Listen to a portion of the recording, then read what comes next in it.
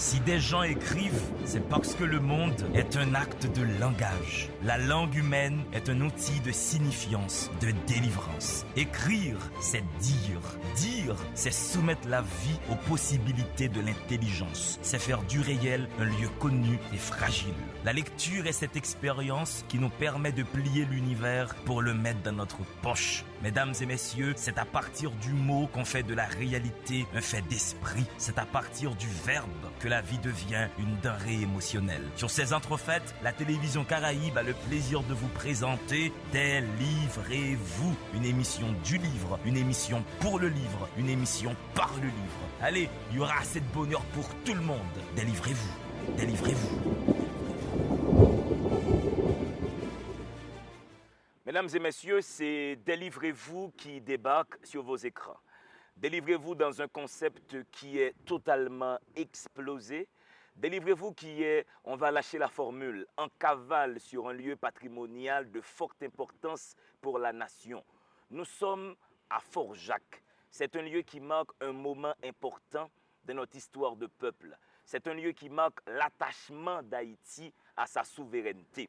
Nous avons l'honneur, le privilège de recevoir sur ce site, et toute l'équipe de la télé est mobilisée et enthousiaste, nous recevons le député Jerry Tardieu.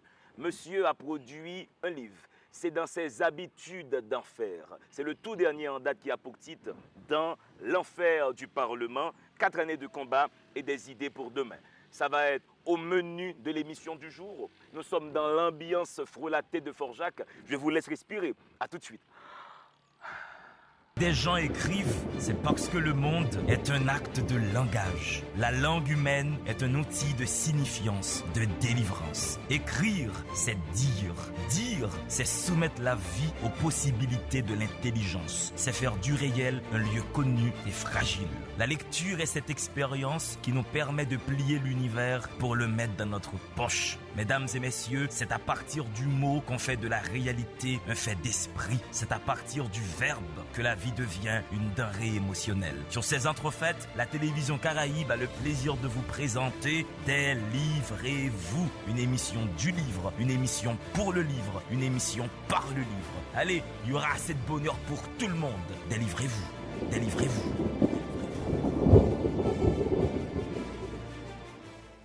Monsieur Tardieu est principalement et officiellement homme d'affaires. Mais dans son parcours personnel, son parcours de vie privée, il est footballeur également. C'est René qui me disait hors caméra, j'ai connu Jerry Tardieu, footballeur, et qu'est-ce qu'il était bon sur le terrain.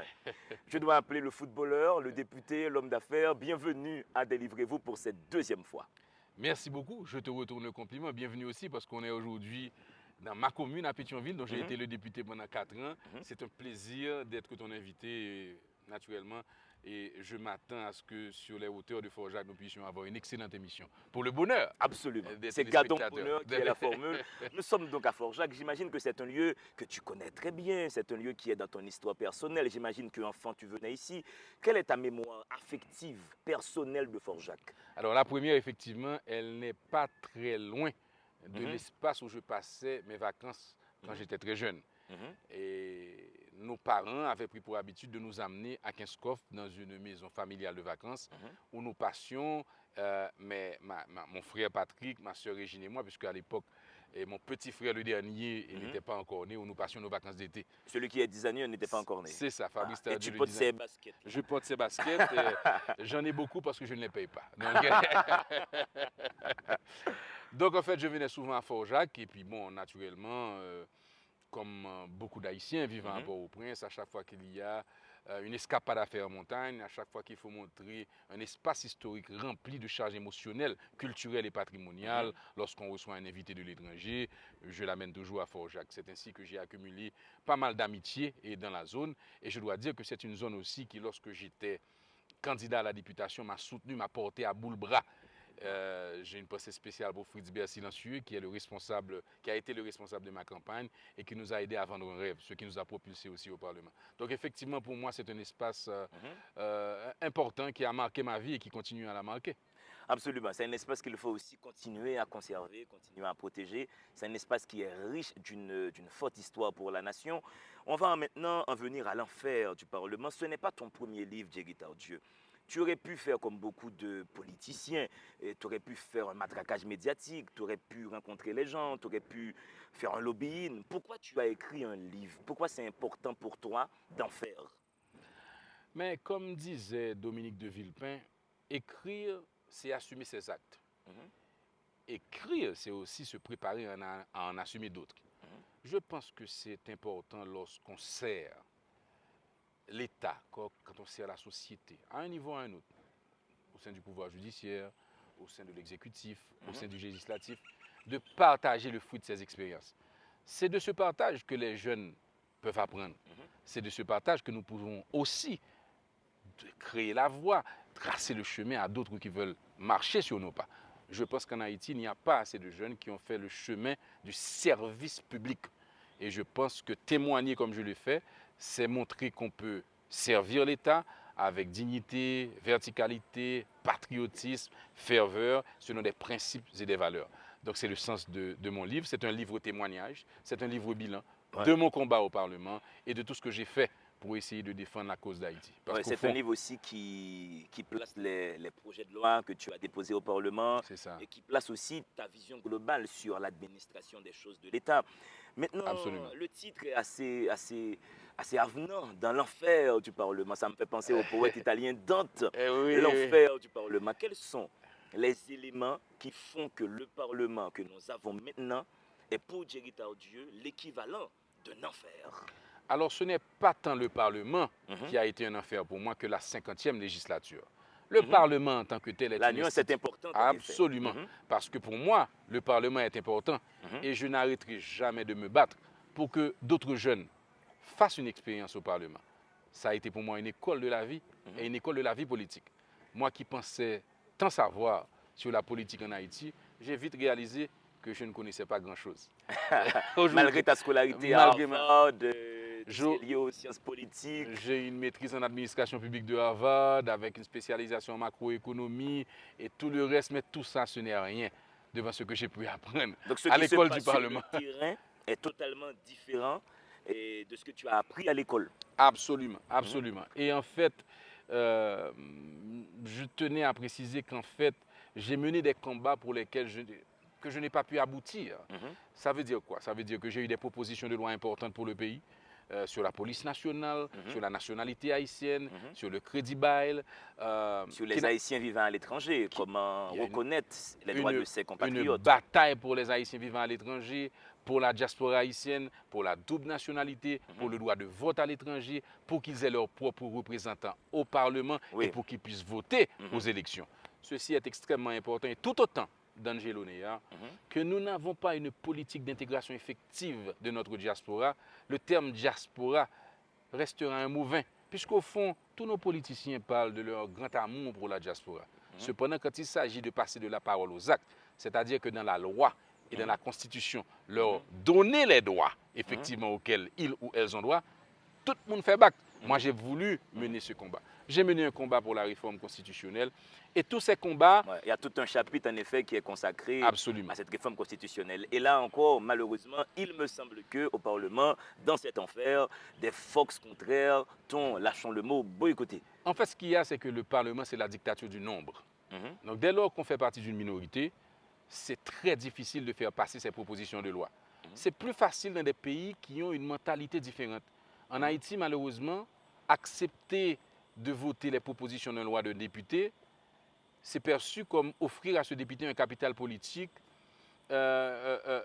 dont il pourrait se prévaloir dans le futur s'il a des ambitions électorales. Ça ne devrait pas être comme ça, D'Angelo. Donc on préfère bloquer un projet de loi important pour la nation, soi-disant parce que tel député aura une visibilité politique après. C'est ce que la nation va souffrir. C'est ce que j'ai vécu. Moi, souvent, en essayant de rallier quelques collègues à ma cause, lorsque je présentais mes propositions de loi, eh bien, ils me disaient tout carrément et directement, début de Mbakabo passé. Carrément. Mbakabo passé. Ce n'est pas l'importance de la loi, ce n'est pas la teneur de la loi, ce n'est pas les avantages de cette loi pour Haïti, mais tout simplement une posture politicienne. J'en parle dans mon livre. Cependant, il faut que je sois très clair, D'Angelo Nea. Ce n'est pas tout député qui n'a logique ça. J'ai rencontré sur mon chemin aussi beaucoup de parlementaires. Tu as cité des noms, en effet. Ah, bien absolument. Qui Moi, je leur rends hommage, etc. Toi, D'ailleurs, ce n'est pas un livre d'attaque. Je ne fais pas de particularité partisane. Je ne fais pas d'attaque ciblée. Je parle d'expériences vécues. J'essaie d'être aussi sincère que possible. L'idée étant pour moi de partager ce qu'a été mon expérience au Parlement. Ouais. Dans l'affaire du Parlement, le Parlement existant dans un État, tu es ancien député de Pétionville, donc ancien homme d'État, on va dire. Il y a beaucoup de jeunes qui regardent maintenant cette émission qui ne savent pas vraiment ce qu'est un État. Comment toi, Djerital Dieu, tu peux définir la notion d'État pour une jeune fille de 19 ans qui tombe comme par hasard sur Djerital Dieu et D'Angelo à Fort-Jacques? La définition exacte du terme État est déjà un exercice difficile, même pour des grands intellectuels et même pour les spécialistes du droit, en effet. Donc c'est te dire. En fait, je pourrais te dire ce que moi, j'estime être ma conception de l'État. Absolument. L'État est en nous. Pour moi, l'État doit être serviteur, protecteur et régulateur. Régulateur parce que c'est l'État qui doit établir les règles du jeu pour savoir ce qui est moral, ce qui est pénal, ce qui n'est pas pénal, ce qu'on peut faire, ce qu'on ne peut pas faire. Il doit être arbitre dans le sens qu'il va établir les règles du jeu pour permettre à l'investissement privé, à l'investisseur privé d'investir. Mais il doit surtout être protecteur et fort. Un État se doit de protéger les plus faibles, les plus pauvres, les abandonnés, les handicapés, ça qui bas, ça qui mal dans la société. Je suis de ceux qui estiment qu'un État protecteur se doit d'assurer l'éducation pour tous ses enfants et la santé pour tous ses enfants. Je pense que ce sont deux valeurs cardinales d'un État républicain pour lesquelles nous devons continuer à nous battre. Mais c'est ma vision d'un État moderne au XXIe siècle. Et dans ta famille, il y a beaucoup d'hommes qui ont servi la République. À partir de ton arrière-grand-père qui était ministre de la Guerre, tu as une belle histoire politique. Tu racontes dans ton livre que petit, dans ton salon, on parlait politique lors des dîners. Il y a des hommes politiques qui débarquaient chez toi, qui étaient les amis de ta famille. Tu racontes aussi que tu as été exposé à des personnalités qui t'ont proposé des postes ministériels. À plusieurs reprises, tu le dis dans le livre, tu as refusé d'être ministre. Mais tu t'es porté candidat pour être député. Pourquoi refuser d'être ministre et vouloir être député à la place? Très belle question. J'ai toujours su que je rentrerais en politique dans ma trajectoire de vie. Je m'étais d'ailleurs dit que j'aurais un livre de vie divisé en deux chapitres. Un dans le public et un dans le privé. Celui dans le privé, je l'ai fermé avec le projet de l'hôtel Oasis. Et celui dans le public, je l'ai entamé avec mon passage au Parlement. Je voulais entrer en politique muni de mandats populaires. Les élections, c'est la rencontre d'un homme et d'une population, ou d'une femme et d'une population. Elle charrie des émotions intenses. Et elle vous donne un mandat qui va au-delà d'une fonction nominative. On peut être ministre, on peut être ambassadeur, on peut être secrétaire d'État. Mais quand on est un élu du peuple, on se sent investi de manière particulière. Et ce contact avec la population était pour moi important. Parce que je suis un homme qui aime la vie et les gens. J'aime partager ma vision avec d'autres. Et j'aime porter une vision qui n'est pas nécessairement la mienne. C'est pour cela qu'à Pétionville, nous avons gagné haut la main avec un score historique. Le plus grand, le plus important des élections législatives. Mais tu racontes dans le livre que tu as eu quand même des soucis. Tu as dû aller au tribunal pour revendiquer des voix. Il y avait des problèmes. Il me semble qu'on voulait déjà... Il y avait un candidat de famille Lavalas qui était en face de toi. C'est ça. Donc, j'ai bien expliqué à travers mon épreuve au bureau de contentieux électoral départemental les travers et les vices du système. C'est aussi pour moi une façon d'expliquer qu'il y a des problèmes dans le processus électoral, qu'il y a des problèmes dans la formule actuelle telle qu'elle est au niveau du Conseil électoral. Parce que le Conseil électoral ne peut pas être jugé parti. Elle organise des élections. Elle est aussi une juridiction qui va juger. Donc, quand il y a un candidat qui se sent lésé et qui demande justice... Il devait y avoir une instance... une cour électorale... libre. Une autre instance. Est-ce que c'est la cour de cassation? Est-ce que c'est un tribunal électoral spécial? On ne sait pas. Ce qu'on sait, c'est qu'il faudra tôt ou tard qu'on puisse corriger cette anomalie. Et j'ai dit posé pour la réforme constitutionnelle. Absolument. Et j'ai vécu ce problème dans ma chair parce que voilà que victime du CEP, puisque j'estime avoir gagné dès le premier tour, c'est ce même CEP qui va juger de la véracité ou de l'opportunité de ma demande et de ma plainte. Donc son problème que lié, il faut corriger bagage. Pensez à résoudre ce problème. Absolument. Et je vous rappelle que vous êtes sur la télévision Caraïbe, vous suivez l'émission Délivrez-vous. Délivrez-vous, une émission du livre pour le livre par le livre. Je reçois Jerry Tardieu. Nous sommes dans l'enfer du Parlement. On va respirer. Allez-y. Des gens écrivent, c'est parce que le monde est un acte de langage. La langue humaine est un outil de signifiance, de délivrance. Écrire, c'est dire. Dire, c'est soumettre la vie aux possibilités de l'intelligence. C'est faire du réel un lieu connu et fragile.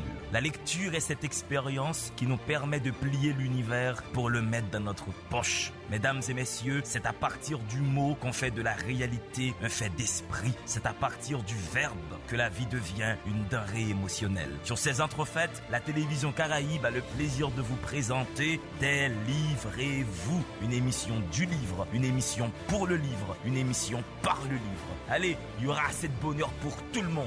Délivrez-vous, délivrez-vous. Un discours tourné vers la jeunesse. Convaincre cette jeunesse n'a pas été facile. En Haïti, les jeunes ont perdu leurs illusions dans les sillons stériles d'amères déceptions. Ils restent souvent en retrait de la politique, même quand ils ne s'en désintéressent pas totalement. Selon moi, cette posture de recul est simplement due au fait que nos jeunes ne se retrouvent pas dans les partis politiques traditionnels. Voici qu'il faut que la jeunesse renouvelle le personnel politique. Nous avons des jeunes en Haïti qui sont de plus en plus apolitisés. Je pense que l'héritage du valliériste est derrière. Tu ne vas jamais en politique. Politique, c'est bagaille criminel, il y a tiré sous vous, parlant bagaille constant, etc. Vagabond. Vagabond. Mais il y a un fait, Jerry Tardieu, et c'est bien de le soulever. 90% des jeunes qui regardent cette émission, qui ont une bonne formation académique, refusent de se lancer en politique. Comment peut-on politiser la jeunesse haïtienne pour la porter aux affaires? Ça, c'est une question capitale, essentielle et fondamentale, même pour l'avenir de ce pays. Parce que chez nos jeunes, la succession d'épreuves et de problèmes a tué l'espoir. Aujourd'hui, force est de constater, et ça, ce n'est pas une critique directe ou méchante, que la jeunesse ne se retrouve pas dans l'offre politique actuelle. Ouais. Que ce soit celle qui est symbolisée par le pouvoir et l'exécutif, que ce soit celle qui est symbolisée par l'opposition. Et on va dire, même au niveau des partis politiques traditionnels, il y a une incapacité pour eux de faire vibrer de faire vibrer la fibre patriotique, de faire renaître l'espoir, de créer un sursaut national, de mobiliser la jeunesse derrière un agenda moderne, nouveau, dynamique. Donc, qu'est-ce qu'il faut faire? Je pense qu'il y a beaucoup de choses qui expliquent ce recul de la jeunesse. La déception. Je pense qu'il y a aussi, comme tu viens de le dire, le fait que les anciennes générations ont appris aux nouvelles que faire de la politique était sale. Il y a aussi le système qui veut que lorsqu'on rentre en politique, on a ses biens grévés d'hypothèques et après qu'on soit ministre, on n'a jamais l'opportunité de retrouver sa vie de citoyen puisque pendant des fois, souvent 20 ans, le Parlement préposé à cet effet ne se prononce jamais sur les demandes de décharge fiscale. Tu as signalé dans ce livre le cas de Marc Bazin qui malheureusement est mort Serge, sans avoir eu... Henri Bazin, qui est mort sans avoir eu sa décharge. Je pense que c'était important de le faire parce que c'était le grand argentier de la nation Ouais. et c'est un homme qui est nationalement et universellement reconnu pour sa verticalité et son intégrité. C'est un ministre qui le vendredi remettait sa voiture de fonction et prenait sa vieille Bobota pour aller au market. Il passait 1 heure de temps plus que le commun des mortels parce qu'il devait acheter les provisions qui étaient les moins chères. Donc en fait, c'était un homme très humble et très respecté. Voilà que cet homme-là, qui a décidé de servir son pays, son État, il est mort. Sa famille aujourd'hui n'est même pas en mesure d'avoir la décharge fiscale, même quand il est parti pour le delà. Donc, ce n'est pas des bails qui possible. Ouais. Je pense qu'il faut... Et tout ça, ça bloque les jeunes, quoi. Ça Ah, effraie mais les tout jeunes ça fait partie Mhm. d'une ambiance qui empêche la jeunesse de d'entrer en s'impliquer. politique. Mais je crois, D'Angelo, que l'histoire n'est pas statique. Mhm. L'histoire n'est pas statique en ce sens qu'il y a des éléments, il y a des circonstances qui seront favorables à un réveil de la jeunesse. Mais pour que ces circonstances aient lieu, il faut qu'il y ait des aînés qui ont conscience aussi qu'il faut mener des combats pour les intéresser. Moi, je peux te dire très franchement que la jeunesse m'intéresse en ce sens qu'elle a toujours été réceptive à mes idées. Quand j'ai sorti ce livre, à voir l'affluence qu'il y avait lors de la vente signature. Tu m'excuseras encore une fois d'avoir raté ça. Tu me l'as Oui, reproché, mais je t'inquiète pas. t'ai Là- invité, là, tu je n'es pas rattrape venu. le coup. Mais si tu étais venu, D'Angelo, Mais j'ai vu les photos, il y avait du monde. il y avait du beaucoup de jeunes. Et en majorité des jeunes. Oui. Et ce qui m'a frappé, des jeunes venant de partout, même des provinces. Des jeunes qui passaient 5 heures de temps en ligne des fois. Parce Ouais. que j'ai commencé à signer, il était 12h30, il était 10h30, on a dû arrêter la vente signature simplement parce qu'il pleuvait. Pourquoi? Parce que la jeunesse affluait. Mais si elle vient, elle est intéressée par les choses de l'esprit. Elle est aussi intéressée par la question politique, parce que je traite quand même de mon passage Oui. au Parlement. C'est Et un ouvrage très politique. c'est un ouvrage très politique. Donc ça me dit qu'au-delà de tout, ça me dit qu'il y a quand même cet intérêt, même quand il est sous-jacent, Ouais. même quand il est indicible, même quand il est caché. Il y a quand même une partie de la jeunesse qui a toujours cette conscience politique. Absolument. Et celles et ceux qui étaient là, j'ai vu dans les reportages télévisés, ils étaient très critiques par rapport au système, et même au système politique. Cependant, ils étaient présents pour acheter le livre d'un député qui témoignait de son passage. Donc je crois qu'il n'est que d'attendre.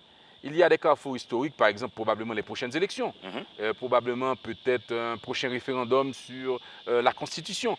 Il y a des carrefours historiques où la jeunesse aura l'opportunité de se réveiller. Ils seront nombreux, on a un carrefour stratégique de la vie nationale. Mais pour mener ta campagne électorale, tu as eu un parti pris, Jerry Tardieu. Tu as mis le focus sur les sections communales. Oui. Et plus d'un aurait pensé que tu es à la base quelqu'un de la ville, Oui. tu as toujours eu des pratiques urbaines, et voici que tu orientes tes perspectives vers les sections communales qui ne sont pas forcément de grandes communautés de votants. Absolument. Donc pourquoi aller vers les sections communales et ne pas concentrer à l'époque toute ton énergie sur le centre-ville de Pétionville? Elles ne sont pas des grandes communautés de votants, mais c'est un électorat loyal et fidèle. Dans les sections communales de Pétionville, elles sont plus nombreuses qu'on ne peut se l'imaginer, Ouais. parce que Pétionville ne se résume pas au petit carré où il y a les hôtels, les grands restaurants Ouais. et les rues bétonnées. Pétionville, c'est là où nous sommes aujourd'hui, c'est Fort-Jacques, c'est 3e étang du Jon, c'est 1er Montagne Noire. Donc ce sont des sections communales où vit une population paysanne, mais une population paysanne, l'ol bo moule, la marche avant. Moi, je ne fais pas de la politique dans une logique de financer celles et ceux. Non, pas gain à faire mille good dans les sections communales. Le C'est jour où vraiment nous avons une politique, sincérité politique. qui est Sincérité là-dedans. politique.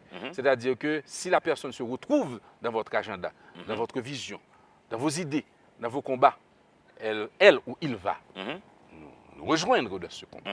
Maintenant, je pense, et qu'il est important aussi de faire revivre cet aspect de la politique. La politique ne peut plus être essentiellement animée par une question d'intérêt économique et financier. Il faut que les candidats à tous les postes, CASEC, AZEC, président, sénateur, député, recommencent à vendre des rêves, des idées, des visions, des projets, des propositions de loi, des politiques publiques. C'est comme ça qu'une démocratie avance. Et là, je pense que nous entrons dans une logique, malheureusement, côté c'est l'argent qui fait élection. Et pour que cette logique puisse être renversée à l'avenir, il faut que la jeunesse puisse prendre en main les choses. Et je m'explique. 70% de la population est âgée de moins de 30 ans. Donc nous parlons d'un pays qui est aux mains de la jeunesse. Donc si ce pays doit prendre la bonne direction, ce sera très certainement en raison du fait que sa jeunesse aura pris conscience. Alors oui, les sections communales, je les ai priorisées. Et l'électorat urbain était important pour moi, mais je dois dire, et j'avoue, que j'ai passé beaucoup plus de temps ici à Fermat avec Fritzbert Silencieux, notre ami que je salue, et tous les autres leaders de la zone que je n'ai passé dans les quartiers ceinturant le centre-ville de Pétionville. Mais cela ne veut pas dire que je n'ai pas autant d'appréciation pour tous les habitants. Tout le monde a mieux connaît que député et député. Tu fais montre d'un certain franc-parler dans ce livre. Déjà dans le titre, dans l'enfer du Parlement, à un moment tu définis de la manière la plus correcte, conceptuellement, ce qu'est un parlementaire. Son premier travail, c'est de faire des propositions de loi. Le parlementaire n'est pas un maire, ce n'est pas un agent de développement. Mais il me semble que le parlementaire haïtien est dans un étau.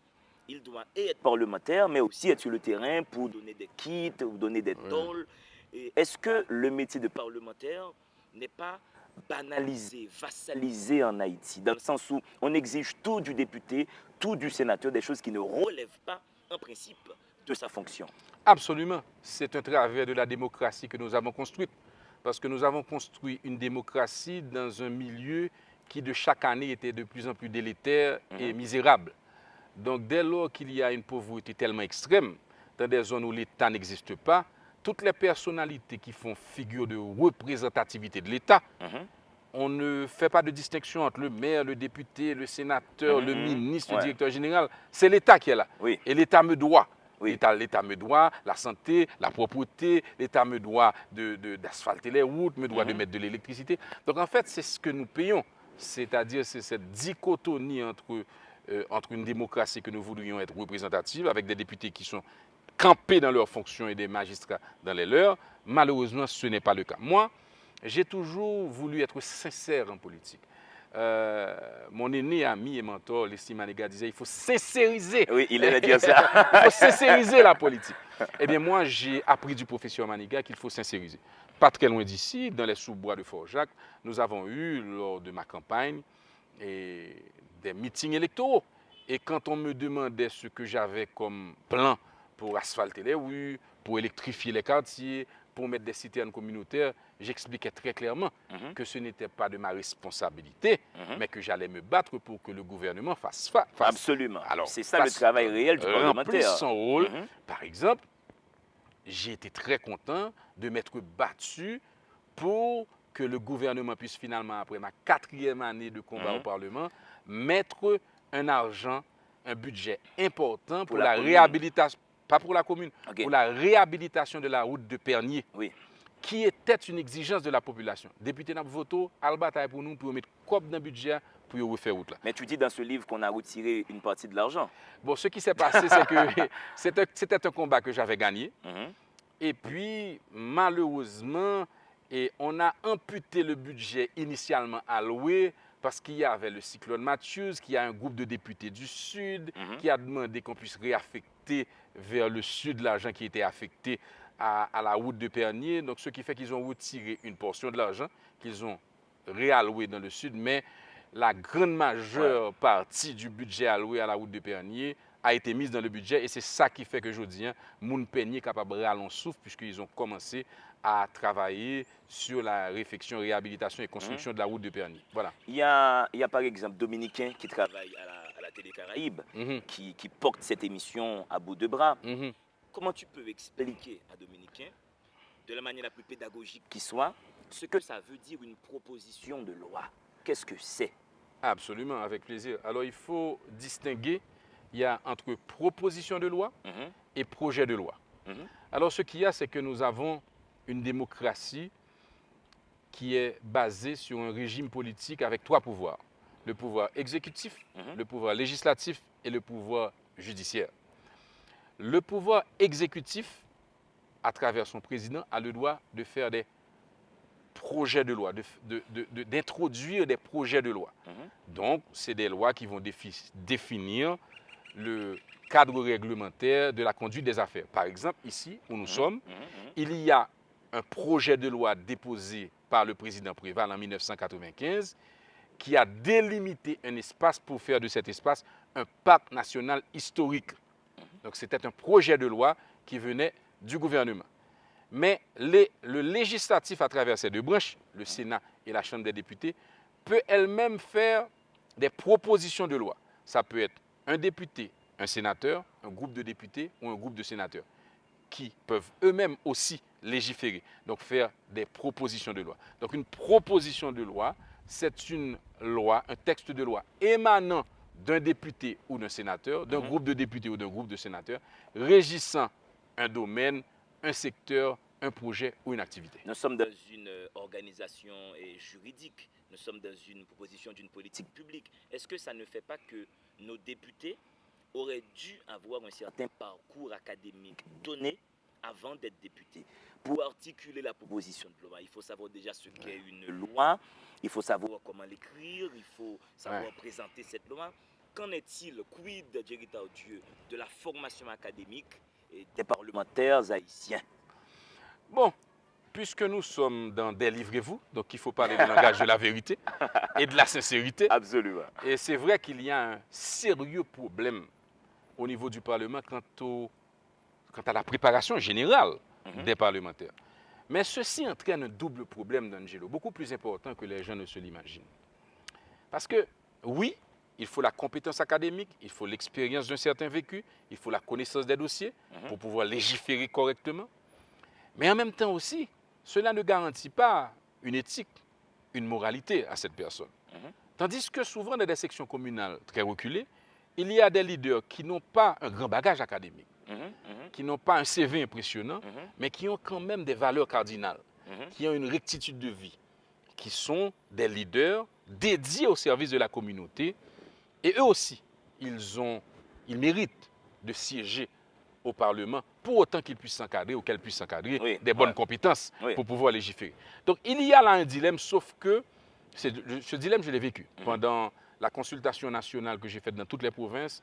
Tout côté me passait, mon dit, député, ou travailler sur la réforme de la Constitution, tant pis, mettez balises, mettez conditions pour nous capable briver député ou sénateur.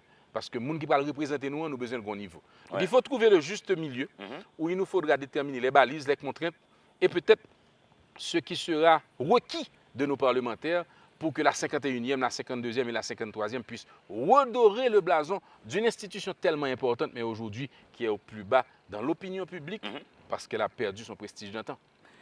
Nous sommes à Délivrez-vous. Nous allons restaurer le prestige de l'État, ne serait-ce que le temps de cette émission. Nous allons basculer ce pays dans la modernité pour faire un clin d'œil à Maniga. Je vous laisse respirer. Jerry Tardieu est en pleine forme. Si des gens écrivent, c'est parce que le monde est un acte de langage. La langue humaine est un outil de signifiance, de délivrance. Écrire, c'est dire. Dire, c'est soumettre la vie aux possibilités de l'intelligence. C'est faire du réel un lieu connu et fragile. La lecture est cette expérience qui nous permet de plier l'univers pour le mettre dans notre poche. Mesdames et messieurs, c'est à partir du mot qu'on fait de la réalité un fait d'esprit. C'est à partir du verbe que la vie devient une denrée émotionnelle. Sur ces entrefaites, la télévision Caraïbe a le plaisir de vous présenter Délivrez-vous, une émission du livre, une émission pour le livre, une émission par le livre. Allez, il y aura assez de bonheur pour tout le monde. Délivrez-vous, délivrez-vous. Mesdames et messieurs, vous suivez toujours Délivrez-vous. Délivrez-vous parce que ce pays peut exister dans la pensée, parce que ce pays sait penser. Délivrez-vous avec Jerry Tardieu aujourd'hui, parce que la politique, c'est une science noble qui se propose d'organiser la cité, de produire un bonheur pour un collectif. Il faut que nous soyons tous politisés. Parce que la politique propose une organisation de la cité économique, sociale, politique. Nous sommes dans un livre magnifique qui aborde tous ces aspects, qui a un titre qui peut plaire à beaucoup, qui peut peut-être déplaire aux anciens collègues de Jerry Tardieu. Nous sommes dans l'enfer du Parlement. Jerry Tardieu a fait des propositions de loi sur la police nationale d'Haïti, mais il m'est enterré. Proposition de loi sur le crédit bail qui est mise en veilleuse. Et il a beaucoup travaillé sur la réforme de la Constitution. La proposition de loi sur la PNH, qu'est-ce qui s'est passé et qu'est-ce que tu as proposé à la nation dans cette proposition de loi? La proposition de loi sur la police nationale, elle devait venir remplacer la loi d'octobre 1995. Une police nationale évolue avec le temps. Absolument. Elle évolue avec les circonstances. Elle évolue parallèlement aussi à l'évolution de la criminalité. Aujourd'hui, il y a la cybercriminalité qui n'existait pas en 1995. Absolument. Et ainsi de suite. Donc, il fallait toucher cette loi dans le sens de la modernisation des structures et surtout pour mettre en place, on va dire, des dispositions pour le bien-être des policiers. Un policier qui assure la sécurité et la stabilité d'un pays est important pour ce pays. Il doit être mis, ou elle doit être mise, dans des conditions de produire exceptionnelles. Faut policier n'a pas de problème pour le manger, pour famille le manger. Il n'a pas de problème pour voir petit et docteur. Ce policier ne peut pas être en train de courir derrière un bandit et réfléchir à la stratégie qu'il devra employer pour rentrer avec 1000 ou 1500 gouttes chez lui le soir pour s'assurer que les enfants mangent. Non. Donc, il y avait une direction du bien-être des policiers qui devait leur garantir un minimum de protection sociale qui allait être un élément stimulateur pour que ces policiers et ces policières puissent de façon effective être plus performants. Absolument. Parce que là, on est sécurité ou pas qu'à sécurité. C'est un aspect social de ma proposition de loi qui aurait été fondamental, notamment dans ces circonstances actuelles où notre police nationale est en crise. On va le dire. Il y a des courants séparatistes, il y a des courants de dissidence, il y a un bras de fer entre beaucoup de policiers et la direction générale, il y a des gangs armés qui contrôlent certaines parties du pays et où on ne sent pas la police nationale. Nous estimons qu'il faudra que cette police, elle soit restructurée, réorganisée, réanimée, réentraînée et surtout qu'elle soit garantie de support de la population. À côté de tout cela, bien entendu, ça c'est l'aspect technique. Il faut l'aspect légal. Parce que le légal marche avec la technique. C'est très bien de rééquiper la police, c'est très bien de leur donner les moyens de protéger et de servir, mais ça doit se faire à l'intérieur d'un cadre juridique et d'une loi appropriée au temps que nous vivons. C'était le sens de ma proposition de loi. Et je tiens sur ces mots à saluer tous les policiers qui regardent religieusement Délivrez-vous. Je reçois tout le temps des remarques de différentes patrouilles de police qui me disent « Ah, Délivrez-vous, on a vu ta dernière émission. Oui. J'imagine qu'ils sont beaucoup les policiers à regarder cette émission et ils seront touchés par cette proposition de loi. Absolument. Mais les policiers qui regardent maintenant se disent « Pourquoi cette proposition de loi a été bloquée ?» Eh bien, pour les mêmes raisons que j'exprime dans ce livre. C'est parce que le porteur de cette proposition de loi, Jerry Tardieu, monsieur, pas de problème. Donc, puisqu'on me prête des ambitions électorales, tantôt je serai candidat au Sénat, tantôt je serai candidat à la présidence, donc il y a une opération barrée Jerry Tardieu. Donc on oublie le bien fondé de la proposition de loi et on en vient à me combattre sur un terrain qui, très franchement, est antipatriotique. Parce que, quel que soit, et ça aurait été des ambitions légitimes, quelles que soient les ambitions d'un député ou d'un sénateur, pour autant qu'ils viennent avec une proposition de loi qui peut bénéficier à la collectivité, il faut que je supporte. Et nos policiers et nos policières qui nous écoutent, il n'est que d'attendre. Parce que viendra un jour où nous aurons une proposition de loi pour encadrer leur travail, parce que c'est eux-mêmes qui ont Haïti en vie, et c'est une fonction, une profession qui est bien important. Absolument, c'est les garants de l'ordre public. C'est pas un policier payé à effondrer. Absolument. Donc je salue encore tous les policiers qui suivent cette émission. Maintenant, on va dans ton bilan, Jerry Tardieu. Tu as quand même pu faire certaines choses. Et tu parles des tractations qui ont amené le sénateur Privert au pouvoir. Il me semble qu'il y avait presque un jeu d'échecs assez compliqué. Il me semble qu'il y a eu des alliances, il y a eu... Madame Maniga est venue te voir, tu l'as dit dans le livre, en espérant être portée à la présidence. Absolument. Qu'est-ce qui s'est passé? Pourquoi c'est Privert qu'on a eu et pas Madame Maniga et pas Edgar Leblanc? Que s'est-il passé? Bon, ce qui s'est passé, c'est que, si on fait un flashback, c'est que le président Martelly était en fin de mandat et n'avait pas la possibilité de passer l'écharpe présidentielle à un président légitimement élu. Donc il y avait un vide constitutionnel et il y avait un pouvoir sur place, co-dépositaire de la souveraineté nationale, le Parlement. Donc c'était au Parlement de trouver la formule. Donc la formule, c'était de mettre en place un gouvernement provisoire, un président provisoire pour assumer un intérimat et finaliser le processus électoral qui avait commencé en 2015. Eh bien, moi j'étais à la tête d'un bloc politique important de 34 députés, donc automatiquement, le vote de ce bloc comptait pour beaucoup.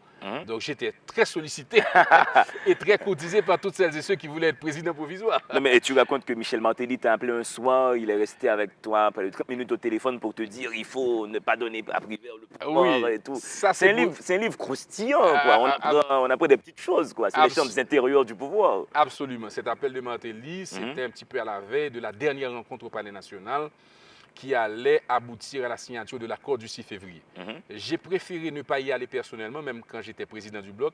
J'ai délégué cette tâche au député Franck Lotur, député de la vallée de Jacmel, qui s'en est très bien acquitté. Donc, je pense que c'est cet accord qui nous a permis de faire la transition, d'avoir des élections libres, honnêtes et transparentes. Qu'on le veuille ou non, Jovenel Moïse a été réélu et il est président démocratiquement élu de ce pays. Maintenant, on va retourner un petit peu à ces détails croustillants dont tu parlais sur l'élection au deuxième degré, de Jocelyn Briver. Il y avait le sénateur Jocelyn Briver, la constitutionnaliste Myrlande Maniga, Desjans Bélisaire, ancien président de l'Assemblée nationale, un homme de bien que je respecte et que je salue, qui était candidat et bien entendu Edgar Leblanc. Donc, ces 4 personnalités, bien entendu, voulaient évaluer leur position, leur chance, et si elles devaient se présenter au Parlement. Briver avait un avantage. Il avait déjà 13 sénateurs acquis au niveau du Sénat. Et au niveau de la Chambre des députés, il avait quand même des courants de sympathie naturels. Donc, il était déjà très bien parti. Le sénateur Edgar Leblanc, qui était en face de lui, avait aussi de grandes chances, puisqu'il était, lui, soutenu par la majorité PHTK et qu'il avait eu quand même une trajectoire de vie intègre. C'était un grand parlementaire, un homme de bien. Donc, c'était une tranche d'histoire, je pense qu'avec le recul, nous apprendrons à apprécier.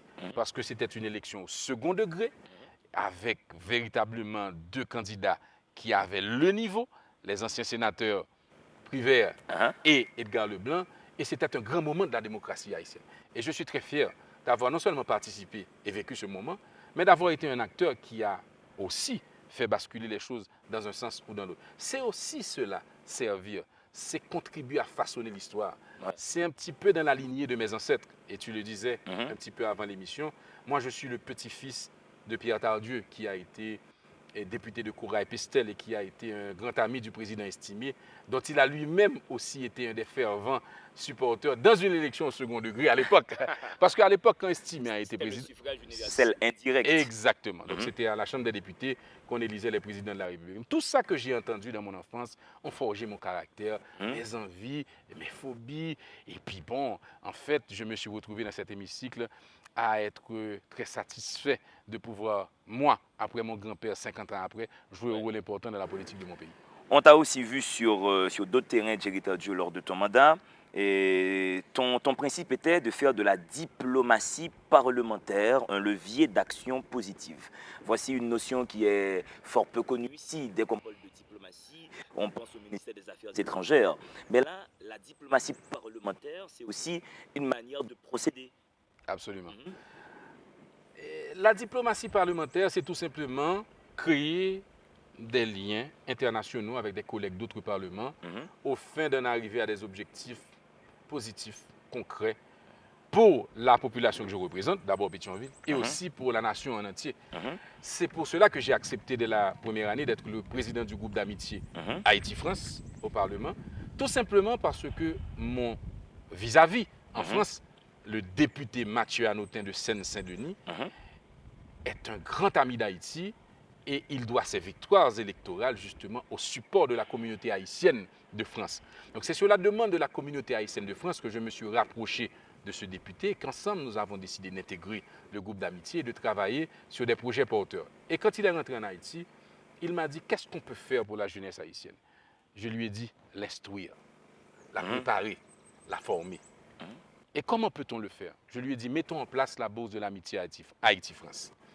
Nous avons vu quelques institutions, nous avons eu l'accord du Quai d'Orsay, de l'ambassade de France en Haïti, de la Banque de la République d'Haïti qui a aussi participé. Nous avons mis en place cette bourse. Ce qui m'a fait plaisir d'Angelo Neya, c'est que j'ai passé 4 ans comme député et cette bourse est tellement appréciée de la société, de la communauté estudiantine, parce que nous envoyons chaque année plusieurs Haïtiens compléter leurs études en France.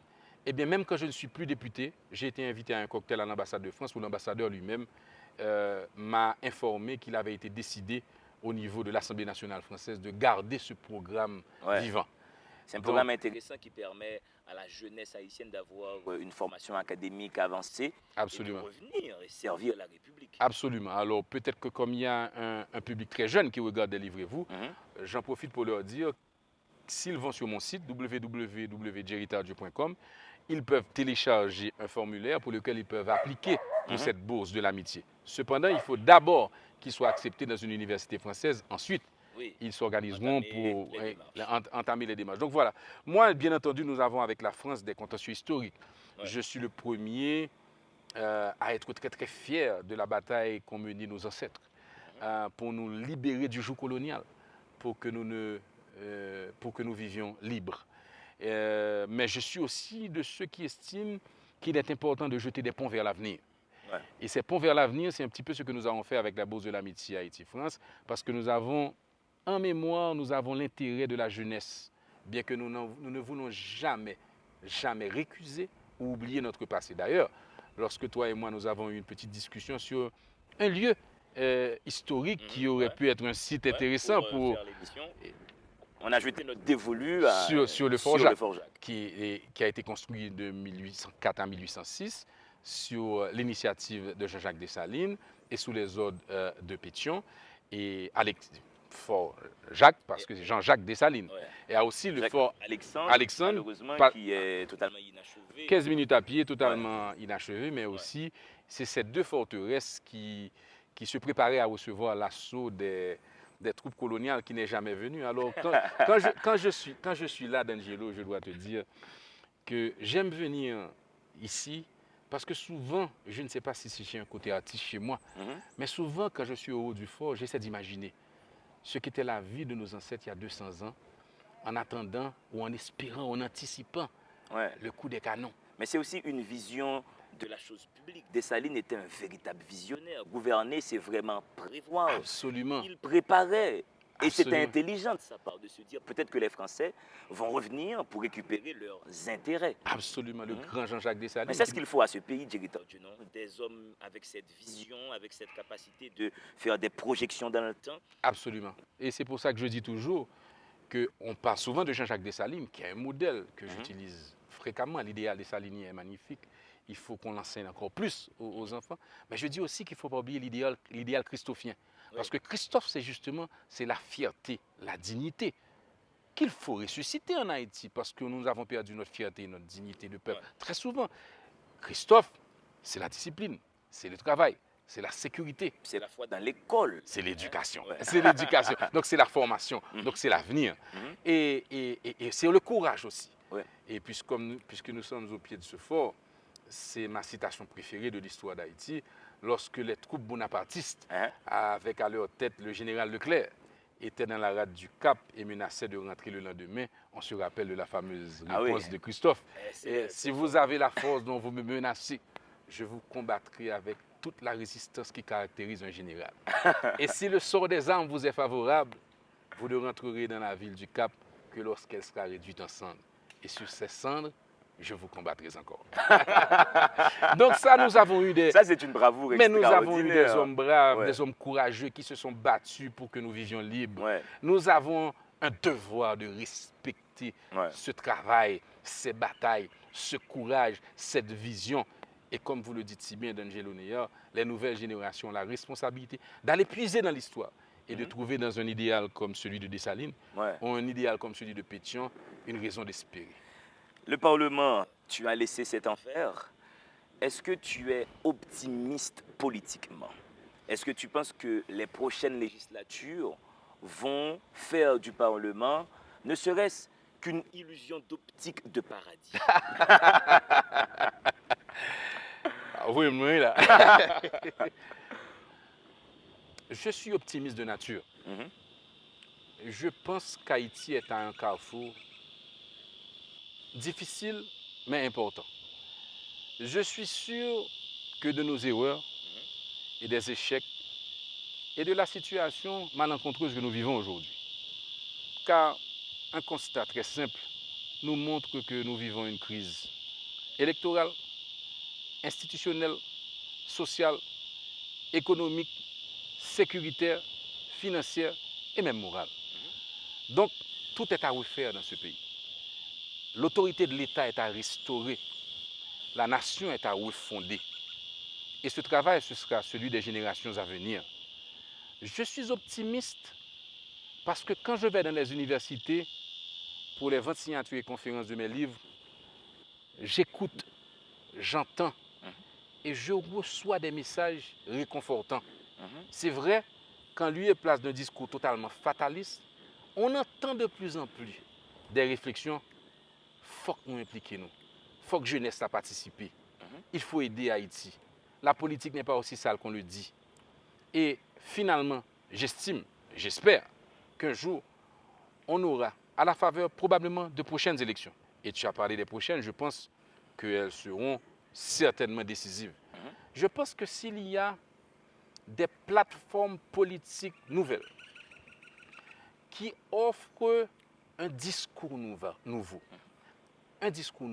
des profils nouveaux, des visages rassurants, une projection d'avenir optimiste et positive. Pas des plateformes qui vont aller dans le sens de l'attaque de X ou de Y, mais des plateformes qui vont plutôt proposer des projets, des initiatives, des ambitions, des politiques publiques qui peuvent changer le cours des choses. Je crois que ça peut faire échec et mat. Je crois que ça peut toucher, je dirais, la jeunesse haïtienne qui elle-même aussi aujourd'hui est totalement, je dirais, sensibilisée sur l'importance de participer aux prochaines élections. Même d'aujourd'hui, Jean-Angelo, sauf à voter, pas plein. Il faut que la jeunesse puisse utiliser son bulletin de vote pour favoriser l'accès au pouvoir de personnalités qui ont la verticalité, qui ont la crédibilité, qui ont la préparation et qui sont là pour les bonnes raisons. Ils ne sont pas là pour se servir, mais ils sont là pour servir l'État. Merci Jerry Tardieu. C'est à moi de te remercier. Merci beaucoup. Dans les conditions normales de température et de pression, je t'aurais serré la main. Mais la Covid-19 est toujours parmi nous. La Covid est toujours là. Protégez-vous. Établissez, si vous voulez, les principes, la distance sociale requise pour vous protéger et protéger vos amis, vos proches, surtout les personnes âgées ou qui ont de la comorbidité.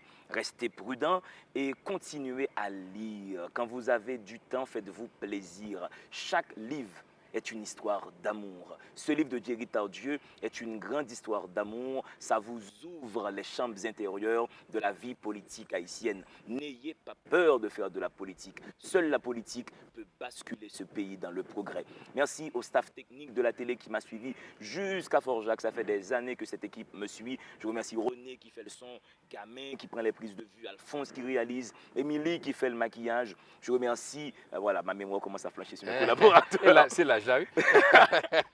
Mais c'est une grosse équipe. Il y a quand même Guito qui fait un travail formidable, qu'il faut saluer. Il y a Emmanuel qui fait un travail formidable. Il faut citer ces noms. C'est grâce à ces gens-là que cette émission existe. Spencer qui fait des photos qui nous permettent d'exister sur les réseaux.